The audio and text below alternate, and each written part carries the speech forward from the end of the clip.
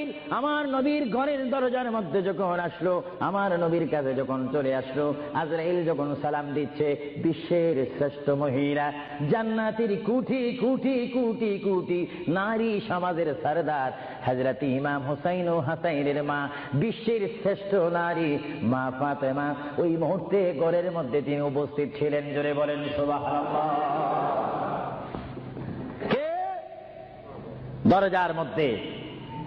কে যেন দরজা নাড়ালো, দরজার মধ্যে যেন কে শব্দ করলো। মা ফাতেমা কিছুক্ষণ পরে দরজার ভিতর থেকে, ঘর থেকে আল্লাহর নবীর সামনে তিনি বসান। মা ফাতেমা হঠাৎ করে ডাক দিলেন, কে ঘরের দরজার মধ্যে দরজা নাড়াচাড়া করতেছেন? কে আপনি? কে মানান? বাইর থেকে জবাব দিচ্ছি, আনা মালাকুল মউত, আনা আজরাইল। এই কথা বলার পরে মা ফাতেমা চোখের পানি ছেড়ে